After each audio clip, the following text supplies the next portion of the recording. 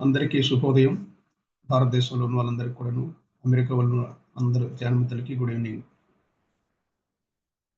ఈరోజు continuation of భగవాన్ శ్రీ రమణ మహర్షి రచించిన శ్రీ అరుణాచల అక్షర మణమాల తాత్పర్య విశేషాలతో డాక్టర్ తాడేపల్లి పతంజలి గారు రచించినటువంటి తాత్పర్య విశేషాలతో మనం కంటిన్యూషన్ చేసుకుందాం. ఇప్పటి వరకు 53 చరణాలు మనం ఈ సత్సంగం చేసుకున్నాం. ఇప్పుడు 54 నుండి స్టార్ట్ అవుతుంది. ముందుగా గురుచరణం చేసుకుందాం.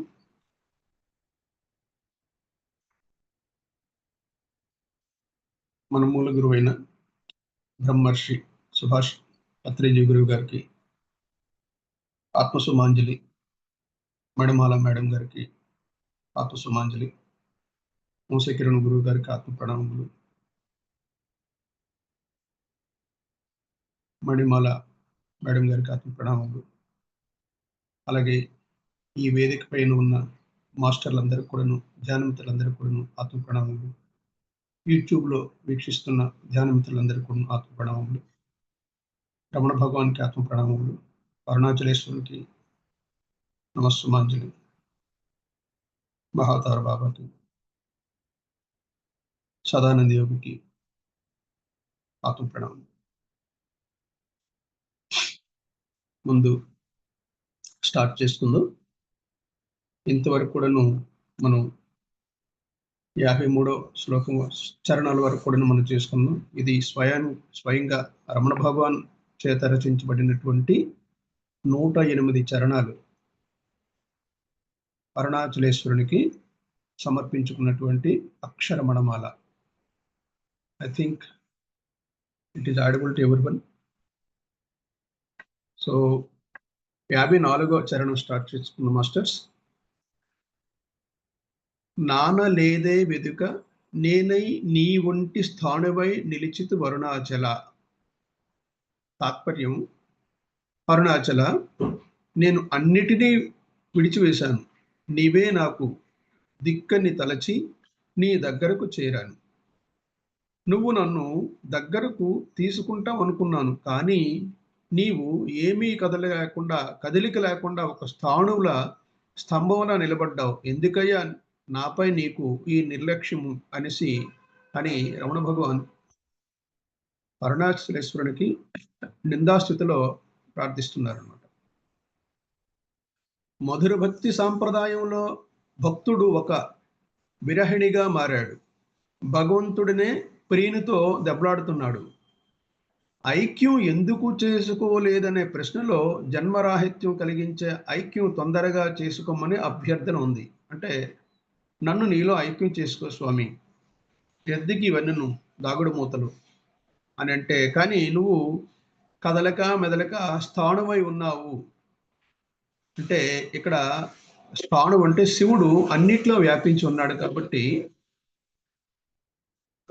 శివుడు అచలుడు. ఎందుకంటే అతడు కదలటానికి ఇంకొక స్థలం లేదు, అంతటా అతడే నిండి ఉన్నాడు కనుక. అథర్వవేదం శివుని స్థాణువు అని పిలిచింది. పురాణాల ప్రకారం అరుణాచలేశ్వరుడు ఒక స్తంభం.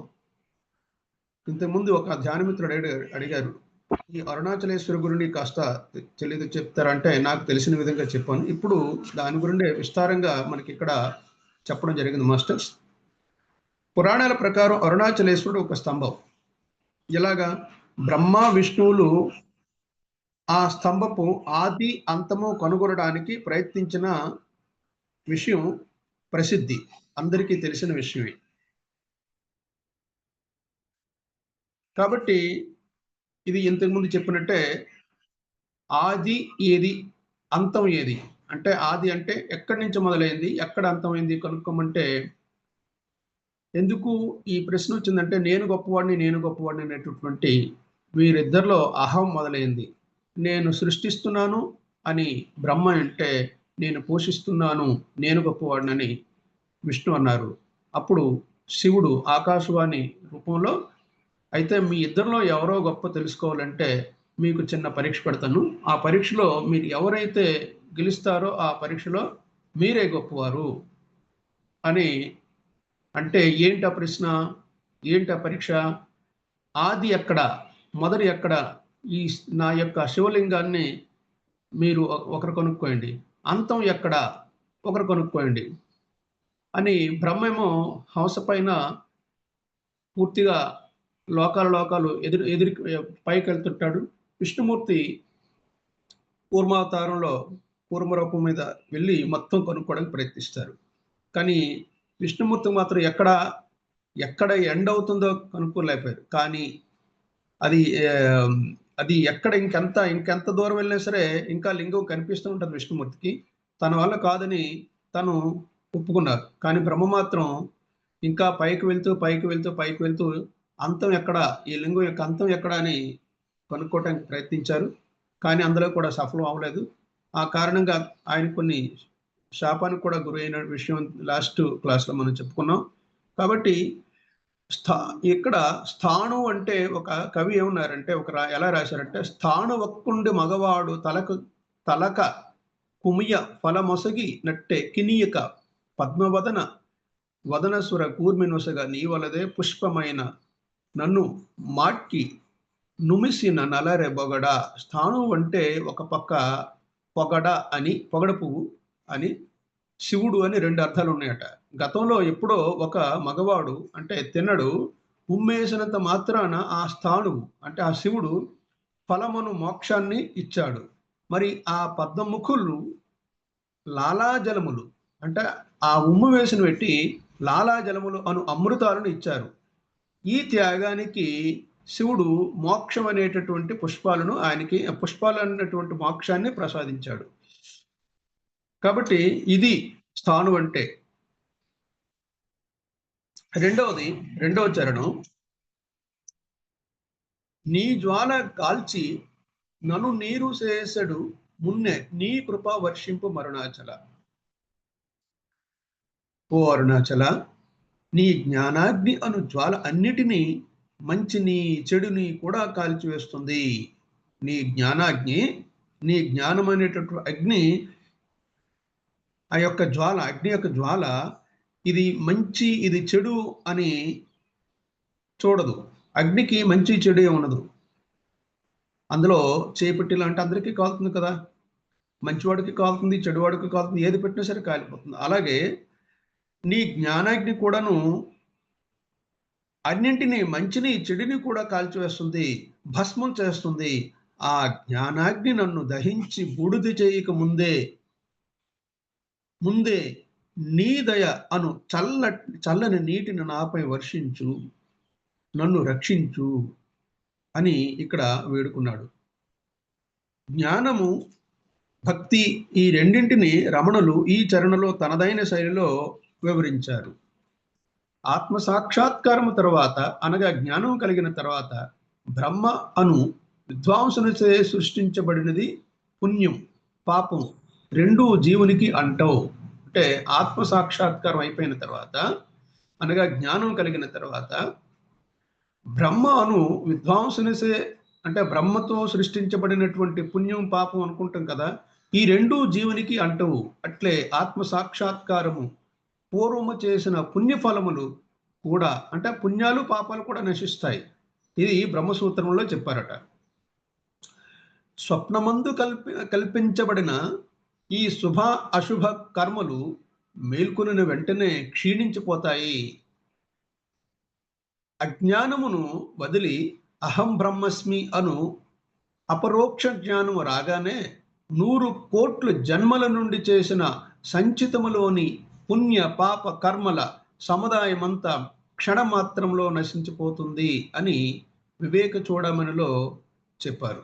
అంటే ఎవరికైతే ఆత్మ సాక్షాత్కారం పొందుతారో వారికి సంచితములోని అంటే గత జన్మలలో కూడా చేసినటువంటి పుణ్యాలు పాపాలు అన్నీ కూడాను కర్మలన్నీ క్షణమాత్రం నశించిపోతాయట. ఇంకేం ఉండదు. ఇంకా రమణ మహర్షి ఈ జ్ఞాన విషయాన్ని ప్రస్తావిస్తూ ఈ జ్ఞానము తనకు కావాలి, అయ్యా నాకు ఇటువంటి జ్ఞానం ఇయ్యు, పుణ్యము లేదు పాపం లేదు, సర్వం శరణాగతి, నీలో కలిసిపోయేటటువంటి జ్ఞానాన్ని ప్రసాదించు, దానికంటే ముందు అరుణాచలేశ్వరుని దయ అనే వర్షములో తడవాలని ఉందని ఈ చరణంలో చెప్పారు. అనగా భక్తి నుండి జ్ఞానం లభిస్తుందని సందేశం. భక్తి ఉంటేనే జ్ఞానం వస్తుంది. ఒక్కసారి మనం అంటే భగవద్గీతలో మనకి 3 భాగాలు చేశారు. కర్మయోగం, భక్తి యోగం, జ్ఞానయోగం. ఇవి ఒక్కొక్కటి మెట్టు మీద మెట్టు అనమాట. కర్మ లేనిదే అంటే నిష్కామ కర్మ చేయిందే భక్తి కుదరదు. భక్తి అంటే సమర్పణా భావం అని అందరికీ తెలుసు.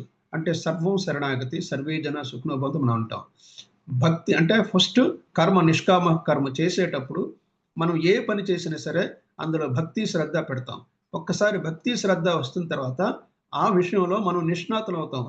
సపోజ్ ఎగ్జాంపుల్ చెప్తున్నా, మనకి ఏదైనా సరే ఒక నేర్చుకోవాలనుకోండి, ఏదో ఒక ఎగ్జామ్కి వెళ్తున్నాం, లేకపోతే ఏదో ఒక ప్రొజెక్ట్ చేస్తున్నాం, కాకపోతే ఒక పరీక్షకి అపీర్ అవుతున్నాం, లేకపోతే ఒక ప్రమోషన్కు కావాలని మనం కష్టపడి పని చేస్తున్నాం. అందులో మనం కర్మ చేస్తున్నాం. కర్మతో పాటు మనం ఏం చేస్తున్నాం? భక్తి, శ్రద్ధ, విశ్వాసం అనేటువంటి అంటే సమర్పణాభావంతో మనం ఆ పని చేస్తున్నాం. ఎప్పుడైతే సమర్పణాభావంతో ఆ పని చేస్తున్నామో దానివల్ల మనకేమొస్తుంది? విజ్ఞానం వస్తుంది. అంటే ఏంటి? ఇక్కడ కర్మ చేస్తాను, భక్తి చేస్తాను, తర్వాత మనకి ఆ నాలెడ్జ్ కూడా మనం గెయిన్ అవుతున్నాము. చూడండి ఇక్కడ భగవద్గీతలో ఫస్ట్ కర్మయోగం, తర్వాత భక్తి యోగం, తర్వాత జ్ఞానయోగం. అంటే మనం ఏ కర్మ చేసినా సరే, మనం ఏదైతే కర్మ చేస్తున్నామో ఆ కర్మలో మనం భక్తి శ్రద్ధ పెడతాము. అంటే ఓనర్‌షిప్ తీసుకుంటాము. అందులో పూర్తిగా డిటర్మైన్ అయి పూర్తిగా మునిగిపోయి చేస్తాం. ఎవరైతే మునిగిపోయి ఆ పనిలో ఇన్వాల్వ్ అవుతారో వాళ్ళకి ఆ సబ్జెక్ట్ యొక్క జ్ఞానాన్ని పొందుతారు. నాలెడ్జ్ గెయిన్ చేస్తారు. దట్స్ కాల్డ్ విజ్ఞానం, జ్ఞానం అనండి. అంటే కర్మ తర్వాత భక్తి అంటే సమర్పణ భావం, ఓనర్‌షిప్, లేకపోతే డిటర్మినేషన్, లేకపోతే అందులో పూర్తిగా ఇన్వాల్వ్‌మెంటు, ఇంబైబ్ అయిపోడు. ఆ తర్వాత మనకేంటి వస్తుంది? జ్ఞానం వస్తుంది. చూడండి. అలాగే అనగా భక్తి నుండి జ్ఞానం లభిస్తుందని సందేశం. ఆ జ్ఞానాన్నే భగవంతుడే ఇస్తాడు. ఎప్పుడైతే మనం సమర్పణా భావం చూస్తామో, అంటే అందులో పూర్తిగా ఇన్వాల్వ్ అయిపోతాం. అదే జ్ఞానం, అదే భక్తి, అదే దైవం. నెక్స్ట్ 56 శ్లోకం. నీవు నేననగా నిత్యానందమయముగా నిలుచు స్థితి కరుణింపు అరుణాచల. నీవు నేననగా అంటే నువ్వే నేనైపోవాలి, నేనే నువ్వైపోవాలి. అప్పుడు నిత్యానందమయముగా ఉంటాము. అటువంటి స్థితి కరుణింపు అరుణాచల నన్ను నీ మనిషిగా చేసుకో. నన్ను నీ మనిషిగా చేసుకో. నేను నీవు అని ఈ 2 భావాలు ఎందుకు? నేనొకటి, నీవొకటి ఎందుకు? మనిద్దరం కలిసినప్పుడే కదా ఆ నిత్యానందం కలుగుతుంది. నీతో విరహం లేని ఐక్యమనే ఆనందాన్ని నన్ను అనుభవించి నీవయ్యా. ఏమన్నారిక్కడ? ఓ అరుణాచల, నన్ను నీ మనిషిగా చేసుకో. ఎప్పుడైతే పరమేశ్వరుడు తన మనిషిగా చేసుకున్నారో ఇంకా నిత్యానందం ఇంకా. ఎప్పుడైతే దేవుడు వేరే, మనం వేరే అనేటువంటి భావంతో ఉంటామో, ఆ గ్యాప్ ఎప్పుడైతే ఉంటుందో మనకి జన్మరాహిత్యం గాని, మోక్ష మార్గం గాని, లేకపోతే ధ్యానం కుదరటం కానీ జరగదు. మనం ధ్యానం చేసేటప్పుడు శూన్యంలోకెళ్ళండి అంటారు. ఇంకా లోతుకు వెళ్ళండి అంటే we are connected to the cosmos, we are connected to the universe, that is God. And when we enter into that type of శూన్య స్థితి, we feel so much of happiness కదా. మనకి ఎంత ఆనందంగా ఉంటుందంటే ఇంకా కన్నులు తెరవలేము, చెవులు పూర్తిగా మూతపడిపోతాయి. అదో ఒక రకమైనటువంటి అనుభూతి ఎంత చక్కటి అనుభూతి జరుగుతుందంటే ధ్యానం చేసేటప్పుడు, డీప్‌గా వెళ్ళేటప్పుడు దాని నుంచి మనం బయటపడలేము. సో ఇది మనం ఇంత మాత్రం చేసినందుకే అంత తదాత్మ్యం చెంది ఆనందం పొందుతున్నాం అంటే భగవంతుడి యొక్క ఇంకా సాక్షాత్కారం, ఆ అనుగ్రహం ఉండేలాంటి ఇంకా నిత్యానందం, సచ్చిదా ఆనందం. అంటే సత్ అంటే సత్యం కనుక్కునేటప్పుడు, చిదా అందులో పూర్తిగా ఇన్వాల్వ్, అప్పుడు ఆనందము. అంటే పూర్తిగా సమర్పించేటప్పుడు మాత్రమే మనకు ఆనందం వస్తుంది. ఇంకా భౌతికంగా చూసుకునేలాంటి ఎప్పుడైతే మనం ఒక కార్యం తలపెట్టామో ఆ కార్యంలో పూర్తిగా ఇన్వాల్వ్ అయిపోయి భక్తితో ఆ కార్యం చేసేలా ఉంటే ఆ కార్యం సఫలత ఎప్పుడైతే అయిందో మనకి ఎంత ఆనందం ఉంటుంది చూడండి భౌతికంగా. అలాగే ఆధ్యాత్మికంగా కూడా మనం అందులో కలిసిపోయాలంటే అంతకంటే ఆనందం మనం అనుభవిస్తామనేసి ఇక్కడ మనకి చెప్తున్నారు. అరుణాచల, నన్ను నీ మనిషిగా చేసుకో, నేను నీవు అని ఈ రెండు భావాలు ఎందుకు? మనం కలిసినప్పుడే కదా ఆ నిత్యానందం కలుగుతుంది. నీతో విరహం లేని ఐక్యమని ఆనందాన్ని నన్ను అనుభవించినవయ్యా అని విశేషించి ఇక్కడ మనకి చక్కగా చెప్తున్నాడు తాడేపల్లి పతంజలి గారు. ఆలోచనలన్నిటికీ మూలం నేను అనే తాత్పర్యం. అన్ని ఆలోచనలకి మూలం ఎవరు? నేను. సో ఈ నేను అంటే ఏమిటి?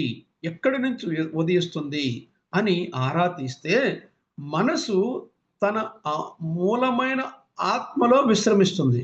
మనసు ఎక్కడ విశ్రమిస్తుంది? మనసుకి ఎక్కడ విశ్రాంతి దొరుకుతుందంటే మనం ఎప్పుడైతే ధ్యానంలో కూర్చున్నామో మన మనస్సు ఆత్మతో తదాత్మ్యం చెందుతుంది. ఎప్పుడైతే మన మనస్సు ఆత్మలో మమేకమైపోతుందో అప్పుడు మనం ఆనందాన్ని అనుభవించగలం. కాబట్టి అప్పుడు నేను అనే భావం అంతరించిపోతుంది. అక్కడ ఇదే చెప్తున్నారు. ఈ నేను అంటే ఏమిటి? ఎక్కడి నుంచి ఉదయిస్తుంది అని ఆరా తీస్తే మనసు తన మూలమైన ఆత్మలో విశ్రమిస్తుంది. అప్పుడు ఆనందంగా ఉంటుందని ప్రబోధించే రమణులు అదే విషయాన్ని ఈ చరణంలో మరొక రకంగా ప్రస్తావించారు. స్వామితో విరహం అనేది లేకుండా ఉండాలని, అప్పుడే ఆనందం అనేది రమణులు సందేశం. స్వామితో విరహం అనేది అలా లేకుండా ఉండాలని, అప్పుడే ఆనందమనే రమణుల సందేశం. నేను ద్వారా నిజమైన ఆత్మను తెలుసుకో, అప్పుడు సత్యం సూర్యోదయ కాంతిలా ప్రకాశిస్తుంది, ప్రతాత్పర్యం చూపుతుంది. నీ మనస్సుకు ఏ బాధ బందీ ఉండవు. అసలు ఆనందం వెల్లివై ప్రవహిస్తుంది. ఆనందం ఆత్మ వేరు కావు. ఎందుకు? మనస్సు ఆత్మలో కలిసిపోయింది కాబట్టి. రెండు ఒకటేనని తెలుస్తుంది. ఈ ఆత్మజ్ఞానాన్ని పొందితే ఇక సందేహాలకు తావే ఉండదు. సందేహం లేకపోతే అంతా సచ్చిదానందమే. ఎక్కడైతే సందేహం లేదో అక్కడ సచ్చిదానందమే. ఇది మహర్షి రమణులు నిత్యాన్వేషి అయిన బ్రిటన్ రచయిత పాల్ బ్రంటన్కు చెప్పిన మాటలు. ఈ ఆనంద సాధనను ఈ చరణంలో వివరించారు. మహర్షి రమణులు సన్యసించి అరుణాచలంలో ఆవాసము అంటే నివాసం ఏర్పరచుకున్నది అందరికీ తెలిసిందే. కాలు అని 1926 ప్రాంతంలో ఒక భక్తుడు స్వామి ఆశ్రమమునకు ఆవు దూడను దానమిస్తే 1926లో ఆ ప్రాంతంలో ఒక భక్తుడు స్వామి ఆశ్రమమునకు ఆవు దూడను దానమిస్తే స్వామి గ్రహించి ఇక నావిగా నీవే చూసుకో అన్నారు. ఏమన్నారు? గ్రహించి ఇక నావిగా నీవే చూసుకో అంటే ఇవి నావే కానీ నువ్వే చూసుకోవాలన్నారు. అతడు మొండిగా ఏమన్నారు? మీ వద్దన ఉండవలనంటే ఆశ్రమంలోనే ఉండాలి అని భక్తుడు అన్నారన్నమాట. మీ వద్దన ఉండవలనంటే ఆశ్రమంలోని ఒక భక్తుడు తాను చూసుకుంటాను. ఆయన ఏమన్నారు? లేదు లేదు మీ వద్ద ఉంచుకోండి, నా చూడటం అవదంటే అప్పుడు ఆశ్రమం భక్తుడు ఆ ఆవు దూడని తీసుకుని నేను చూసుకుంటాను అన్నాడు. కొంతకాలం తర్వాత కారణాంతరముల చేత ఆవు దూడలను పశుపతి అయ్యర్ అన్న పశు సంపద గల బ్రాహ్మణునికి అప్పచెప్పడం జరిగింది. ఆయన ఇల్లు అరుణాచలంలోనే ఊర్లోనే. ఒకరోజు స్వామి ఆశీస్సులను పొందుటకు ఆ మాతావత్సలను ఆశ్రమానికి తోడుకొని వచ్చినాడు ఆ బ్రాహ్మణుడు. ఆవు దూడలను తీసుకొని ఆశ్రమానికి వచ్చారు, రమణాశ్రమానికి. ఎవరైతే ఆ ఆవుని దూడని పెంచుతున్నారో స్వామి దర్శనం అనంతరము ఆ దూడ దూరమైన ఆ దారిని గుర్తుపెట్టుకుని రోజు స్వామి దర్శనానికి వచ్చేదట. ఇక అక్కడి నుంచి ఎప్పుడైతే ఒక్కసారి రమణాశ్రమానికి వచ్చి దర్శనం అయ్యిందో ఇంకా చెప్పా పట్టకుండాను ప్రతిరోజు కూడాను ఆ దూడ స్వామి దర్శనానికి వచ్చేదట. ప్రొద్దుటి నుండి సాయంకాలం వరకు స్వామి సన్నిధిలోనే గడిపి సాయంకాలం తన గూడు చేరేది. దానికి రమణులే లక్ష్మి అని పేరు పెట్టుకున్నారు. మనం అరుణాశ్రమంకి వెళ్ళామంటే అక్కడ ఆవు యొక్క సమాధి ఉంటుంది. లక్ష్మి అని పెట్టారు ఆ సమాధికి. ఆ ఆవు ప్రతిరోజు స్వామి ఆసీనులైన ఆశ్రములకు ప్రదక్షిణలు చేసేది. ఇది ఆ గోవుకు నిత్య కార్యము. స్వామి ఎంతో ప్రేమతో తన సన్నిధిలో ఉన్నప్పుడు ఆయనకు భక్తులిచ్చిన పండు ఫలము ఎంతో ప్రేమతో లక్ష్మికి తినిపించేవారట.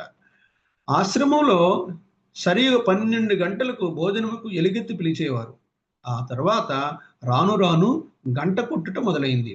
స్వామి భక్తుల నడుమ ఎంతో వారితో సంభాషణలో నిమగ్నమైన సమయంలో ఈ ఆవు అక్కడికి పిలుపు వినిపించగానే స్వామి ఎదుటికి వచ్చి నిలబడేదట. ఏమని? భోజనం టైం అయిపోయింది, పద వెళ్దామని. స్వామి కూడా వెంటనే ఓహో భోజన సమయమైందా, లక్ష్మి పిలుచుతున్నది అని మది తలచి వెంటనే బయలుదేరేవారు. ఆ సమయంలో లక్ష్మిని చూసినంతనే లక్ష్మి పెద్దదయింది. అలా అలా అలా అలా పెద్దదైపోయింది. ఆశ్రమం పెరిగిపోయింది. ఆశ్రమంలో గోశాల నిర్మిస్తే లక్ష్మి స్వామి వద్దకు వచ్చి ఆయనను తోడుకుని పోయే వరకు మొండిగా ఆయన వద్దనే కూర్చొని ఆయనను పిలుచుకుని పోయి ఆయన గోశాలలో అడుగుపెట్టిన తర్వాత తాను అడుగుపెట్టినది. అది గోవు యొక్క గొప్పదనం. మరి ఒక విచిత్రమైన విషయం ఏమిటంటే ఆ ఆవు 3 ఈతలను రమణుల వారి జన్మతిథి అందే కన్నదట.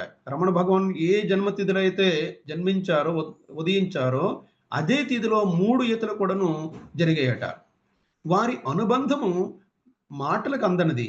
ఆ రోజు 18 జూన్ 1948 సర్వధారి అణిమాసము అనగా జ్యేష్ఠమాసము శుక్లపక్ష ద్వాదశి విశాఖ నక్షత్రములో ఆ 1948 సంవత్సరమున శుక్రవారము అంటే లక్ష్మీవారము పగలు 11 గంటల 30 నిమిషాలకి కొందరు గురువారాన్ని పిలుస్తారు. అయితే లక్ష్మీ సమానమైన 9 కాన్పులను కలిగిన ఆ గోమాత స్వామివారి తన చేతితో ఆవును నిమిరి స్వామివారు తన చేతితో ఆవును నిమిరి తమ చెంపను ఆవు చెంపకు తాకించి ఆవు గుండె పైన తన అరచేయిని కొద్దిసేపు సన్యాస దీక్ష ఇస్తున్నారా అన్నట్లు ఉంచి అమ్మ ఇక వెళ్ళనా అని సెలవు తీసుకొని సమావేశ సదనము చేరినంతలో ఆవు బ్రహ్మైక్యమును పొందినది. ఆవుకి మోక్షం వచ్చింది. అది లక్ష్మీ అవతల యొక్క సంగతి. స్వామి ఒక సన్యాసిని ఎటువంటి సత్కారాలతో సమాధి చేస్తారో ఆ గోవును కూడా ఆ మర్యాదతో అంతిమ సంస్కారమును నెరపమని సెలవిచ్చారు. ఆవు గొప్పదనం అంటే అది. ఈ చరణంలో మనసు ఆవు తన మూలమైన ఆత్మలో రమణుల్లో విశ్రమించాలనే అభిలాష. ఎంత అద్భుతంగా ఉందంటే చూడండి. మనసు ఆవు, మూలమైన ఆత్మ రమణ భగవాన్, అందులో విశ్రమించాలనేటువంటి అభిలాష మనస్సుది. ఓకే, నెక్స్ట్ 57వ చరణం.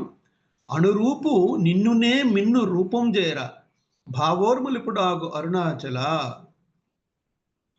తాత్పర్యం, ఓ అరుణాచల, నీవు అంతటా వ్యాపించి ఉన్నావు, అణువు రూపంలో నువ్వు ఉన్నావు, నీతో నేను ఎలా ఐక్యం కాగలను? నా మనస్సులోని ఎడతెగని ఆలోచనలు అలలు అణిగిపోవటానికి నీ పొందు కావాలి, ఎప్పుడు అది నాకు లభిస్తుంది అని అడిగారు. నీతో నేను ఎలా ఐక్యం కాగలను? అంతటా వ్యాపించి ఉన్నావు, నీకంటూ ఒక చోటు ఉంటుంది కదా, ఇదిగో ఈ చోటు నేను నీలో ఐక్యమైపోతాను.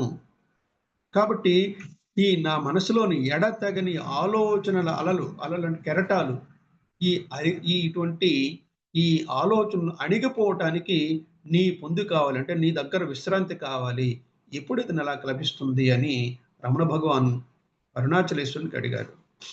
ఇక్కడ విశేషించి అరుణాచలుని దయ వల్ల మాత్రమే మనస్సు నిశ్చలమవుతుంది అని అర్థం. ఆ భగవంతుడి యొక్క దయ ఉంటేనే మనస్సు నిశ్చలమవుతుంది, ఆలోచనలు నశిస్తాయి. దీనికి ముందుగా భగవంతుని ధ్యానం చేయాలి. వాయునా నియతే మేఘ పునస్థేనైవ నియతే మనసా కల్ప్యతే బంధో మోక్షస్థేనైవ కల్ప్యతే. వివేక చూడమనిలో ఈ శ్లోకాన్ని రాశారు. అంటే వాయువు చే తీసుకురాబడిన మేఘాలు మరలా దాని చేతనే ఎగరబట్టిపోతున్నాయి కదా. మేఘాలు వస్తాయి, వాయువు వేస్తే మేఘాలు తిరుగుతాయి, మళ్ళీ ఆ వాయువు మళ్ళీ మేఘాలను చెదరగొట్టేస్తుంది. అట్లే మనసుసే కల్పించబడిన బంధము తొలగటుకు మనసే యత్నించాలి, మనసు వల్లనే మోక్షం కూడా కల్పించబడుతున్నది. ఈ పద్యంలో రమణుల మాటలు పరిశీలించాలి. సూర్యుడు లేకపోతే చంద్రుడు వెన్నెలు వెదజల్లడు, అలాగే ఆత్మ లేకుండా మనస్సు ఉండజాలదు, మనస్సు లేకుండా జగత్తు ఉండజాలదు, ఆత్మ సాక్షాత్కారమైన జ్ఞాని ఈ సత్యాన్ని గ్రహించి ప్రపంచంలో జరిగే వాటన్నింటినీ చూస్తుంటాడు. మూడు అవస్థలు మనిషికి: మేల్కొనడు, కలగనడు, గాఢ నిద్ర. అంటే మనం అనుకున్నాం కదా ఇంతకుముందు, చైతన్యం, అలాగే డ్రీమ్స్, అలాగే సుషప్తి. ఈ మూడును మనిషికి అవస్థలు. ఆత్మ అనే తెరపై వస్తూ పోతూ ఉండే దృశ్యాలన్నమాట ఈ మూడు కూడాను. సినిమా తెర వంటిదే ఆత్మ కూడా. ఆ తెర మీద జలపాతం దృశ్యం వచ్చినంత మాత్రాన తెర తడిసిపోదు. అలాగే మంటలు చెలరేగుతున్న దృశ్యం వచ్చినప్పుడు తెర తగలబడిపోదు. ఈ స్థితిని అందుకోవడానికి మనిషికి ఎంతో తపన పడాలి, కృషి ఉండాలి అని రమణలు చెప్పారు. శ్రీ రమణలు కొత్తగా ఏ సిద్ధాంతాన్ని ప్రతిపాదించలేదు, కానీ ఆత్మ సాక్షాత్కారానికి ఒక మార్గం చూపారు. మనస్సు అంటూ వేరే ఏదీ లేదు, ఆలోచనల సమూహమే మనస్సు అని అంటారు. మనస్సు అంటే మైండ్ అంటే ఏం లేదు, ఆలోచనల సమూహమే మనస్సు. అన్నిటికన్నా మొదటి ఆలోచన నేను అనేది. మొట్టమొదటి ఆలోచన అంటే నేను నేను నేను నేను. ఆ ఆలోచన ఎక్కడి నుంచి వస్తుందో ఆరా తీస్తే అది తన మూలమైన చైతన్యంలో ఇంకిపోతుంది. ఒకవేళ ఆరా తీస్తే ఇది ఎక్కడి నుంచి వస్తుందంటే మూలం ఏంటి? ఆత్మ. ఆత్మ నుంచే ఆలోచన వస్తుంది, ఆత్మ నుంచే మనస్సు బయలుపడుతుంది. కాబట్టి ఇది ఆరా తీస్తే అది తన మూలమైన చైతన్యంలో ఇంకిపోతుంది. నిత్యమైన అభ్యాసం వల్ల నిత్యం మనం సాధన చేసేలా ఉంటే ఆ చైతన్యంలో ఉండగలిగే స్థితి సిద్ధిస్తుంది. దీనిని ఆత్మనిష్ట అంటారు. జగత్తు వలనే జీవుడు, ఈశ్వరుడు అనేవి కూడా మనోకల్పితాలే అంటారు శ్రీ భగవాన్. ఈ మనస్సు నిశ్చలతకు మనం కూడా దైవాన్ని ప్రార్థిద్దాం. 58వ చరణం. సూత్ర జ్ఞానము లేని పామరు నామాయ జ్ఞానము కోసికావు అరుణాచల. అరుణాచల, ఏ శాస్త్రాన్ని చదవని పామరుడిని నేను ఏ శాస్త్రాలు చదువుకోలేదు, ఆ విషయం మీకు తెలుసు. నేను పామరుని అంటే అజ్ఞానిని, ఒక సామాన్యమైనటువంటి జీవుణ్ణి. నా అజ్ఞానాన్ని మొదలంటూ నరికివేయి, నా అజ్ఞానం నరికివేయి, నన్ను నీ అనుగ్రహంతో రక్షించు. రెండే రెండు, నా అజ్ఞానాన్ని నరికివేసేయి, నన్ను నీ అనుగ్రహంతో రక్షించు. నేను ఇదే కోరుకుంటున్నా, ఏమీ కోరుకోవట్లేదు అని రమణ భగవాన్ అరుణాచలేశ్వరుని ప్రార్థించారు. శరణాగతత్వంలో ఇందులో కనిపిస్తుంది. ఏంటి? ఎదురుగా కూర్చున్న శిష్యుణ్ణి గురువు ఒకసారి పరమ ప్రేమతో పరమ ప్రేమతో అలా చూస్తాడు, అంతే, శిష్యుడికి జ్ఞానబోధ జరిగిపోతుంది. అలాగే మనం రమణ భగవాను ఉండే సమయంలో అక్కడికి వెళ్ళేలా అంటే ఏం మాట్లాడేవారు కాదు, కానీ ఆయన దృష్టి పడితే ఎవరైతే ఎదురు కూర్చున్నారో, ఎవరికైతే జ్ఞానం అందాలో అది వాక్కుతో కాకుండా దృష్టితోటి జ్ఞానోదయం అయిపోయేదట. అంతటి మహిమగల గురువు గారు రమణ భగవాన్. తత్వం తెలుసుకోవాలని ఇక్కడ మనకి చిన్న విశేషాన్ని చెప్తున్నారు. తత్వం తెలుసుకోవాలని పాల్ బ్రాంటన్ అనే ఒక విదేశీయుడు భగవాన్ రమణ దగ్గరికి వచ్చాడు. రోజు రమణుల సమక్షంలో కూర్చునేవారు. రమణులు మౌనస్వామి, మాట్లాడరు, ఎప్పుడో తప్ప నోరు విప్పేవారు కారు. అక్కడ ఒక ఆసనంలో కూర్చుని తనలో తాను రమిస్తుండేవారు.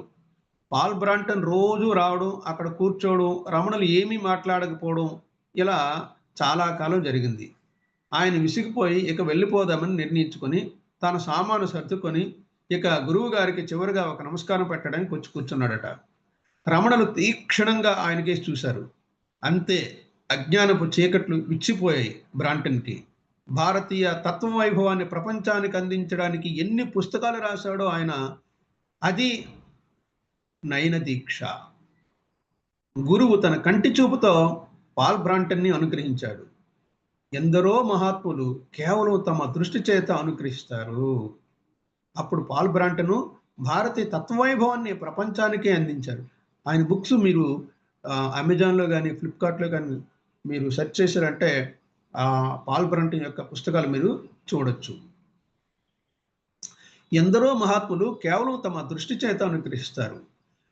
నేను ఒకసారి మనకి ఇప్పుడు ఎవరైతే ఈ పుస్తకం అందించారో ఆయన స్టోరీ చెప్తున్నాడు. నేను ఒకసారి విశాఖపట్నం నివాసి అయిన మా దగ్గర బంధువుతో కలిసి అరుణాచలం కొండ మీదకి వెళ్ళా. కొంతమంది విదేశీయులు నూలు చీరలు కట్టుకొని బొట్లు పెట్టుకొని కొండ మీద దిగుతూ కనిపించారు. మా బంధువు అది చూసి, మీరు చాలా సుదూర దేశాల నుంచి వచ్చారు, ఇక్కడ ఎలా అనిపిస్తుంది అంటూ కరచాలనం కోసం చేయి చాపారు. ఎవరికి? విదేశాల నుంచి వచ్చినటువంటి భక్తులకి అరుణాచలం కొండ మీద మీరు చాలా దేశం నుంచి వచ్చారు కదా, మీకు ఎలా అనిపిస్తుంది అనేసి కరచాలనం కోసం చేయి చాపితే వాళ్ళు దానికి ప్రతిగా, ఇంతటి మహాపురుషుడు రమణులు తిరుగాడిన భూమిని సేవించడానికి కావలసిన వాంగ్మయాన్ని పునాదిగా పొందిన కర్మభూమి భారతదేశంలో పుట్టిన మీకు చేతులెత్తి నమస్కరిస్తామన్నారు. అది ఈ దేశ వైభవం. ఎంత అద్భుతంగా చెప్పారు చూడండి. ఇంతటి మహాపురుషుడు రమణులు తిరిగాడిన భూమిని సేవించడానికి కావలసిన వాంగ్మయాన్ని పునాదిగా పొందిన కర్మభూమి భారతదేశంలో పుట్టిన మీకు చేతులెత్తి నమస్కరిస్తాం అన్నారు. అది ఈ దేశ వైభవం. జీవశాస్త్రంలో ఏముందో కానీ వేదాంత శాస్త్రంలో చెప్పేది ఏమిటంటే, ఒక నదిలో చేప గుడ్లు పెట్టినప్పుడు అవి ముందు తేలుతూ వెళ్ళిపోతుంటాయి. చేప వాటి వెనుకో ముందు విడుతూ అవి పిల్లలు కావాలని ప్రేమతో వాటికేసి చూస్తుందట. ఆ చూపులకి అవి పతకబడి పిల్లలు అవుతాయట. చూడండి, వాటికి కాంతి అక్కర్లేదు, ఇది అక్కర్లేదు. చూపుల చేత పోషించి ఆత్మశక్తిని, ఆత్మానుభవాన్ని ఇవ్వగలిగిన దక్షత ఉన్న గురువు చూపు కనుక నయన దీక్ష, దానికి మీనాక్షి పరదేవత సంకేతం అని శ్రీ చాగంటి కోటేశ్వరరావు గారు చెప్పారు. ఇంత నయన దీక్ష దక్షత ఉన్న గురువు రమణలపై పంక్తుల్లో అజ్ఞానిని, అంత జ్ఞానం ఉన్నవారు కూడాను నేను అజ్ఞానిని అని శివుని వేడుకున్నారు. శివునితో చెప్పటంలో మనలాంటి వారికి వినయాన్ని నేర్పుతున్నారు. ఇంకా మనం ఎంత వినయంగా ఉండాలో నేర్పుతున్నారు. అంత జ్ఞాని అయినటువంటి రమణ భగవానే నేను అజ్ఞానిని, నా అజ్ఞానిని కోసివేయి అని అంటున్నారు.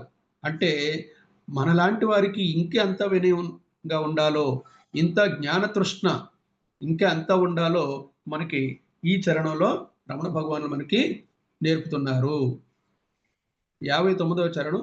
మక్కి మక్కి కరగి నే నిన్ను శరణంద నగ్నుడివై నిలిచితి అరుణాచల. తాత్పర్యం, అరుణాచల, నీ పట్ల తీవ్రమైన ప్రేమతో నా హృదయం కరిగింది. నాలోని అహం తాత్పర్యం మాయమై నిన్ను శరణ పొందాను. నీతో కలిసిపోవాలనే కోరిక నాకు కలుగగా చివరికి నీ నగ్న సౌందర్యాన్ని చూశాను. అంటే స్వార్థరహితమైన ప్రేమ భక్తితో భగవంతుని వెతికితే అతనితో ఐక్యం కలుగుతుంది. చివరికి నీ నగ్న సౌందర్యాన్ని చూశాను అనుటలో భావం ఇది. దేవునికి నామరూపాలు కల్పించే మనస్సు భక్తుని మనసుతో ఐక్యమైన తర్వాత ఇక భగవంతునికి నామము, రూప, ఆచ్ఛాదనలు ఉండవు. దీనినే నగ్నత అనే రమణులు ఈ చరణలు. భగవంతుడికి మనమే నామాలు పెట్టాం, భగవంతుడికి మనమే పేర్లు పెట్టాం, భగవంతుడికి మనమే అన్నీ పెట్టాం.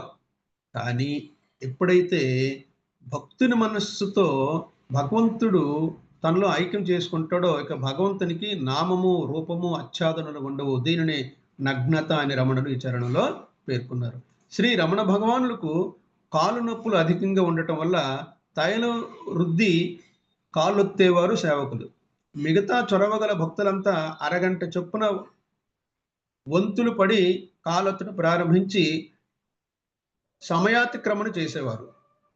సేవకులను సహితం రండి పొండి అని తప్ప రారా పోరా పోరా అని ఎప్పుడు కూడా అని పిలిచుటికే ఒప్పుకొని భగవంతులు ఇందుకు సహించగలరా? ఖండించి వలదనట వారి పని కాదు.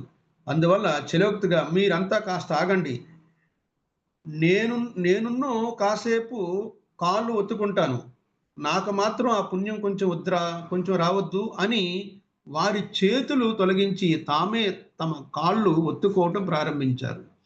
నాకు చాలా విచిత్రంగా ఉండటమే కాకుండా ఏ నరాల్లోనైనా శ్రీవారి పాదాలంటి నమస్కరిద్దామన్న కోరిక ఉంటే దీంతో పూర్తిగా నశించిపోయింది. శ్రీవారి మాటలే చిత్రంగా ఉంటాయి.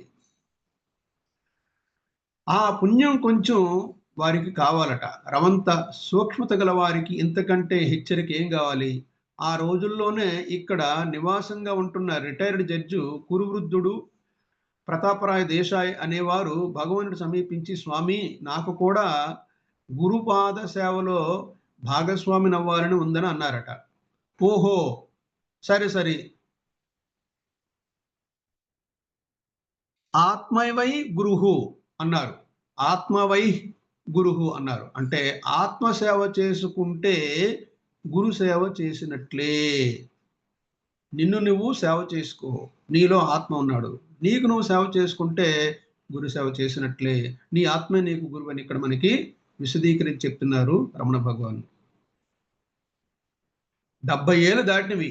మీరా నాకు సేవ చేసేది. చాలు చాలు. ఇకనైనా ఆత్మసేవ చేసుకోండి. పలక్కుండా ఊరికే ఉంటే అంతే చాలు. అంటే మౌనంగా ఉంటే అదే సేవ. పలక్కుండా ఊరికే ఉంటే ఆ!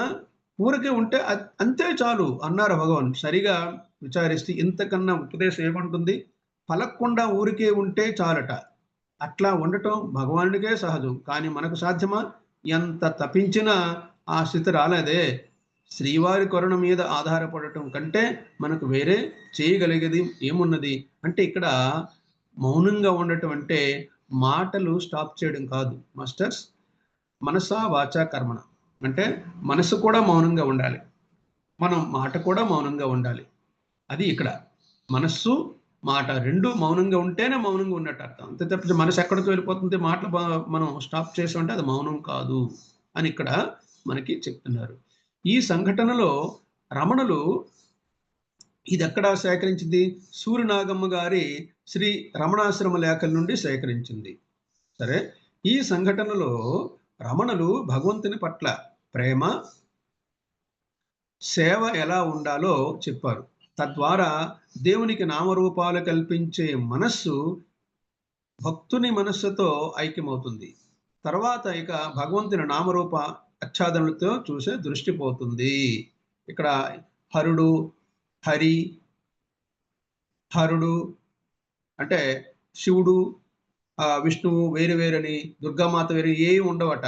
ఒక్కసారి అందులో కలిసిపోయిన తర్వాత నామరూపాలు ఏమీ ఉండవు. అంతా ఒకటే అయిపోతుంది. సర్వం ఏకం. నేస్తముండిన నాకు నీ ఆశ చూపి నన్ను మోసగింపక బ్రో మరుణాచల. తాత్పర్యం, ఓ అరుణాచల, ఓ పరమశివ, మొదట్లో నాకు ఒక నేస్తం అంటూ ఎవరు లేరు.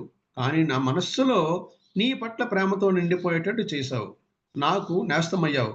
నీతో కలిసిపోవాలన్న ఆశను కలిగించావు. ఇప్పుడు నీ దయతో నీ దగ్గరకు చేరాను. నీ నీ దయ లేకుండా నేను చేరలేను. నీ దయతో మాత్రమే చేరాను.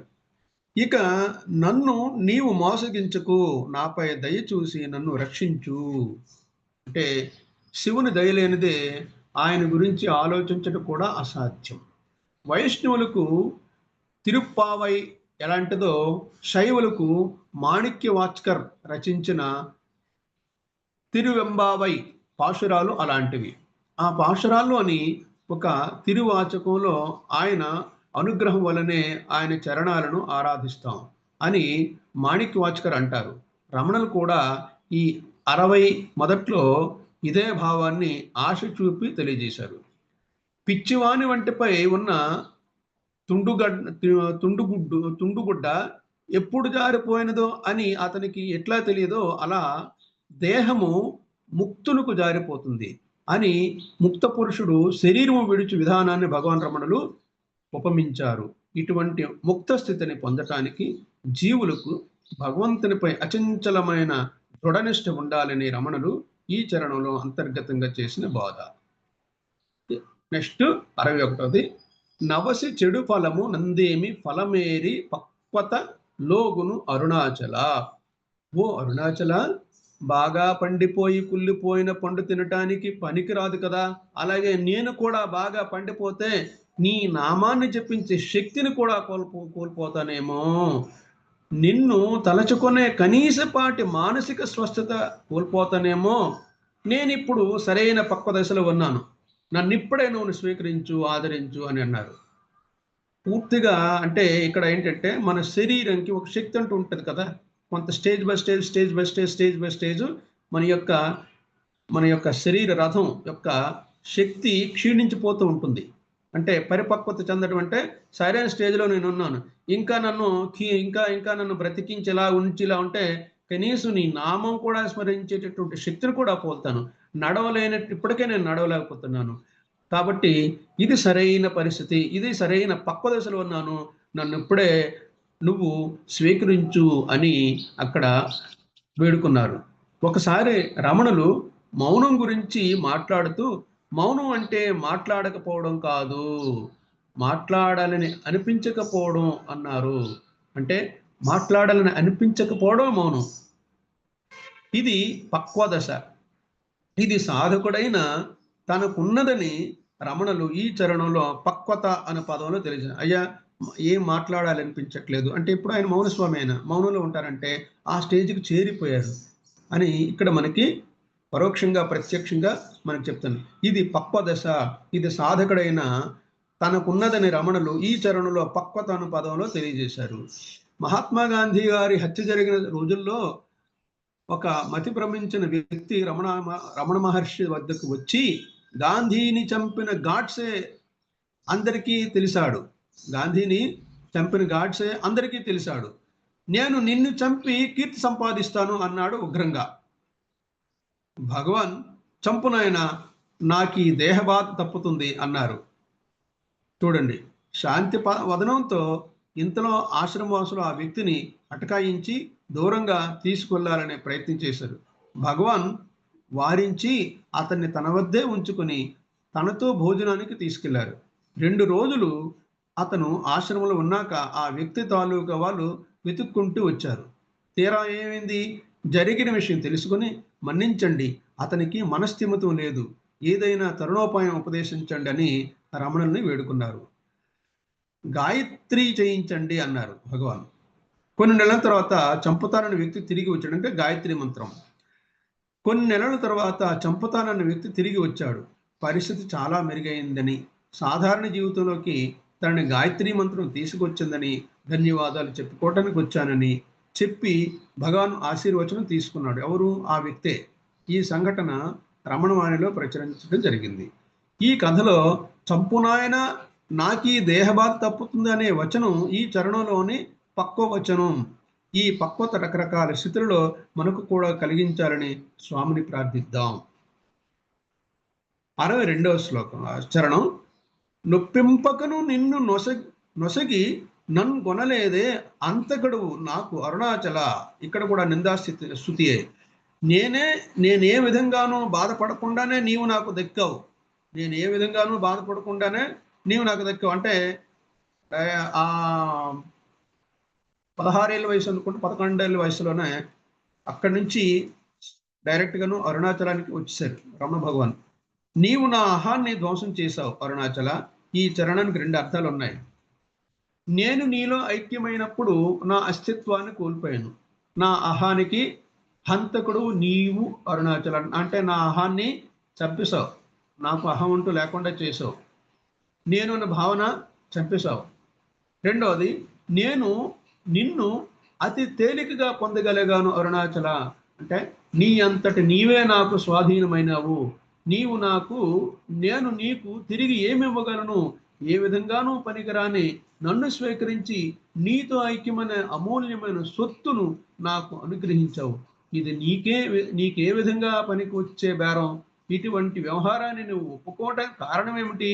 అంధుడు కాక మరెవరైనా ఈ విధంగా మోసపోతారా అని చూడండి ఎంత చక్కగా ఆ అరుణాచలేశ్వరునే ఒకవైపు నీ వల్ల మోక్షం కలిగానని, నీ కారణంగా నేను ఎక్కడొచ్చానని చెప్తూ, మరి కానీ ఇలాంటి అజ్ఞానిని ఎందుకయ్యా నీలో కలుపుకున్నావు? నీకేంటి వస్తుంది? కారణం ఏంటి? అంధుడు కాక అని అన్నారట. నిందాస్తుతికి రమణులు చరణాలు ఉదాహరణగా చెప్పవచ్చు. శంకర, నాకు నిన్ను నీవే అర్పించుకున్నావు, కానీ ప్రతిగా నీకు దక్కిందేమిటి? ఎందుకు పనికిరాని ఈ నిర్భాగ్యపు నేను, మనిద్దరిలో గడసరి ఎవరు చెప్పు అని తమ తిరువాచకంలో మాణిక్యవాచకారు ఈ నిందాస్తుతిని ఉపయోగిస్తారట.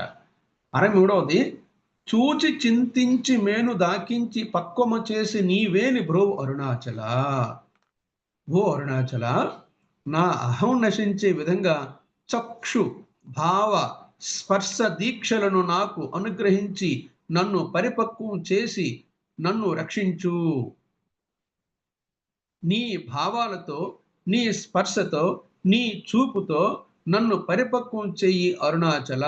నేను సిద్ధమవగానే నన్ను నీ దానిగా చేసుకో అరుణాచల. చక్షు భావ స్పర్శ దీక్షలు అనగా దృష్టి ద్వారా, తాత్పర్యం ద్వారా అంటే భావనల ద్వారా, స్పర్శ ద్వారా గురువు దీక్ష ఇవ్వటం చేస్తుంటారట. అంటే పాల్ బ్రాంటన్కి ఎలాగైతే చక్షువుల ద్వారా జ్ఞానోదయం ఇచ్చారో అలాగే స్పర్శ ద్వారా కూడా ఇస్తారనమాట. ఇలాగా మన శరీరాన్ని ఇలాగ నిమృతి చాలు జ్ఞానోదయం అయిపోతుంది మనకి. అలాగే భావోక్తులు ఇక్కడ మనకి ఏం చెప్పు, దృష్టి దీక్ష, స్పర్శ దీక్ష, మానస దీక్ష అని 3 దీక్షలు ఉన్నాయి. తన గురువు దివ్య దృష్టి ద్వారా శిష్యునికి దీక్షనిచ్చుటను దృక్ దీక్ష అంటారు. తాబేలు తన బిడ్డపై చూపు ప్రసరించగానే బిడ్డ శక్తివంతమవుతుందట. అలాగే గురువు అనుగ్రహ వీక్షణంతో శిష్యుడు శక్తివంతుడు అవుతాడు. గురువు తన శిష్యునికి హస్తస్పర్శ ద్వారా ఇచ్చు దీక్షను స్పర్శ దీక్ష అంటారు. తన స్పర్శతో ఇనుమును స్వర్ణంగా మార్చు పరుశువేదిలా గురువు తన అమృత స్పర్శతో శిష్యుడిని ఆశీర్వదిస్తాడు. గురువు తన సంకల్పం ద్వారా ఇచ్చు, దాని భావనా శక్తి, తన సంకల్పం ద్వారా ఇచ్చు దీక్షను మానస దీక్ష అంటారు. క్రౌంచ పక్షి ఆహారం కోసం తన పిల్లలను వదిలి దూరంగా వెళుతుంది. అక్కడ తన పిల్లలను స్మృతిలోకి తెచ్చుకోగానే పిల్లలకు కడుపు నిండిపోతుందట. అది క్రౌంచ పక్షి యొక్క, చూడండి, తాబేలైతే తన ఆ విధంగా జస్ట్ ఆలోచించినంత మాత్రాన ఆ బిడ్డలకి ఆహారం దొరికిపోతుంది. అలాగే క్రౌంచ పక్షి స్మృతి కలిగినంత మెంతలే ఆ బిడ్డలకి ఆకలి తీరిపోతుందట, కడుపు నిండిపోతుందట. అలాగే చేపలు గ్రుడ్డుని నీటిలో తేలుతుంటే అలా చూస్తుంటే అవి పొదిపోయి మళ్ళీ చేపలు ఇంకా ఆ చేప యొక్క గుడ్లు మళ్ళీ పిల్లలుగా తయారవుతుంటాయట. చూడండి, ఇలాగా ఈ 3 విధాలలో ఏదో ఒక విధంగా తనను పక్వం చేయమనే జీవుని వేదనను రమణులు ఈ చరణంలో తెలియజేశారు. 64వ చరణం, మాయా విషమ పట్టి తలకెక్కి చెడు మున్నే కరుణ పట్టొసి బ్రహ్మ అరుణాచల. తాత్పర్యం, ఓ అరుణాచల, మాయ అనే విషసర్పము నన్ను కాటువేసింది. మాయ అనే విషసర్పం నన్ను కాటువేసింది. దాని విషం నా మెదడుకి ఎక్కి దానివల్ల చెడటానికి ముందే నన్ను కాపాడి అనుగ్రహించు అయ్యా. మాయ అనే విషం నన్ను కాటేసింది, విషసర్పం కాటేసింది. ఆ విషం అనేది నా మెదడుకి నిండా ఎక్కక ముందే నన్ను కాపాడు అనుగ్రహించు అని అన్నారు. విశేషించి ఒకసారి కొందరు సంస్కృత విద్వాంసులు ఉపనిషత్తుల గురించి, శాస్త్రాల గురించి శ్రీ భగవాన్తో చర్చిస్తున్నారట. వాళ్ళంతా ఎంతో విద్యావంతులని, అటువంటి విషయాలు శ్రీ భగవాన్తో గలవారని, తనకి ఆ అదృష్టం లేదే అని నారాయణ అయ్యరు అనే భక్తుడు ఎంతో చింతింపసాగారట. విద్వాంసులంతా సెలవు తీసుకున్న తర్వాత, అంటే వెళ్ళిపోయిన తర్వాత, శ్రీ భగవాన్ అతని వైపు తిరిగి, ఈ విద్వత్తు శాస్త్ర గ్రంథాలని అప్పగించగలగటం వృధా.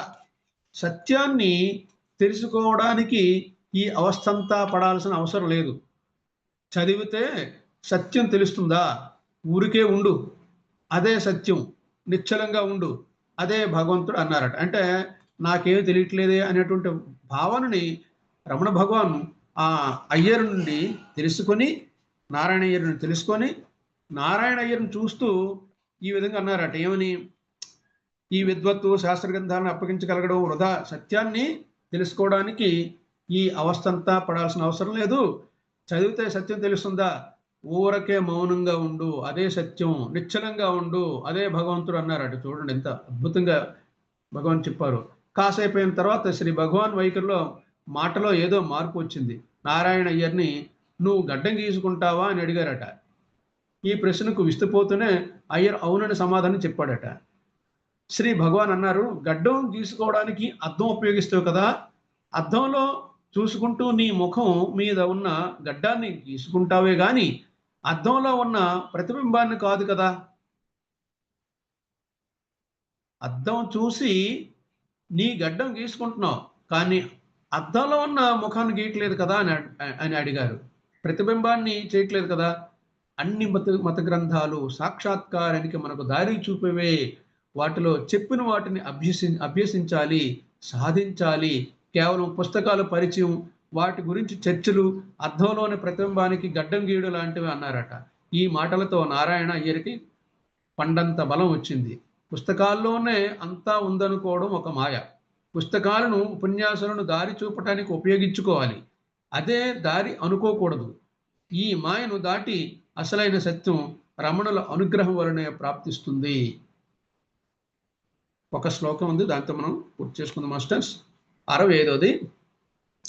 కను కృపన్ మాయాంతముగా కృపగణనేని కను నీకెవరు చెప్పుట అరుణాచల. అరుణాచల, ఓ పరమశివ, దయతో నా వైపు చూచి నా అజ్ఞానాన్ని అంటే అవిద్యను పోగొట్టు. నీవు తప్ప నాకు వేరే దిక్కు లేరు. ఈ దీనుని గురించి నీకు చెప్పేవాళ్ళు కూడా ఎవరు లేరు. అరుణాచల, అరుణాచలేశ్వరుని ఒక తల్లిగా తనను బిడ్డల రమణులు ఈ చరణంలో చెబుతున్నారు. బిడ్డని తల్లి ఎంత సహజ ప్రేమతో కాపాడుతుందో అలా తనను కాపాడాలని జీవుని ఆవేదన. ఆ ఆవేదనకు నివేదన ఈ చరణం. భగవంతుని స్వశక్తి వలనే సృష్టి జరిగింది. జగత్తు అంతా మాయ అంటాం. అసలు మాయే మాయ కాదా?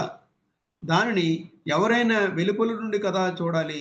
అటువంటప్పుడు మాయలోని తారతమ్యాలను ఎలా గుర్తించగలం? జగత్తు ఒక దృగ్విషయం. ఈ దృశ్యమాన జగత్తు ఏ మార్పు చెందనట్టి ఒక ఏకైక సత్య వస్తువు యొక్క సత్తాపై ఆధారపడి ఉన్నది. జగత్ వ్యవహారంలో మునిగి ఉన్నావు కాబట్టి ఈ జగత్తు నీకు సత్యంగానే గోచరిస్తుంది.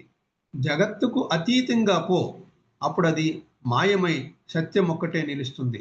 మనస్సు బహిర్ముఖమై ఉన్నప్పుడు జగత్తు యొక్క ఉనికి బాహ్యమైన వస్తువుగానే గోచరిస్తుంది. అట్టి సమయంలో మనస్సు ఆత్మలో తన అనన్యాత్మకతను పోగొట్టుకుంటుంది అని రమణులు మాయను గురించి చెప్పారు. జగత్తుకు అతీతంగా మాయను చూసే శక్తిని ఎమ్మని జీవుని ఆవేదనను రమణులు ఈ చరణంలో చెప్పారు. అంటే జగత్తుకు అతీతంగా మనకు కనిపించేటటువంటి భౌతిక ప్రపంచం అన్నది నిజం కాదు, ఇది ఒక మాయ.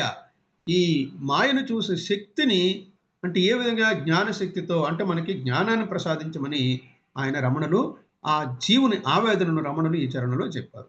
భగవాన్ రమణులు ప్రొజెక్టర్లోని ల్యాంపు ఆత్మప్రకాశం అయితే, ఫిల్ము వాసనామయ చిత్తమని, ప్రాణం ప్రొజెక్టర్లోని మోటార్ అని, తెర జగత్తు అని, చూసే ప్రేక్షకుడు ఆనందంలో మునగటం భ్రాంతి అని మరో చోట నిర్ణయం చేశారు. Okay masters, thank you very much. మనం 65 చరణాలు చేసుకున్నాం. రేపు కూడా బహుశా ఉండొచ్చు, మణిమాల మేడం గారు ఇస్తున్నట్టుంది. రేపు మళ్ళీ ఇది కంటిన్యూ చేసుకుందాం. 108 చరణాలు ఇవి. మనం ఇప్పటి వరకు 65 వరకు మాత్రమే సత్సంగం చేసుకున్నాం. థ్యాంక్ యూ వెరీ మచ్ నాకు అవకాశం ఇచ్చినందుకు. ఎవరైనా సరే మాట్లాడాలనుకుంటే అంటే మాట్లాడచ్చు, ఏమైనా డౌట్ ఉన్నా లేకపోతే అభిప్రాయాలను వ్యక్తం చేయొచ్చు. Masters, thank you very much. అద్భుతమైన అవకాశం ఇచ్చిన మణిమాల మేడం గారికి, ఈ వేదిక పైన ఉన్న మాస్టర్లందరికీ, మోసీకరణ గురువు గారికి సో థ్యాంక్ఫుల్, కృతజ్ఞత.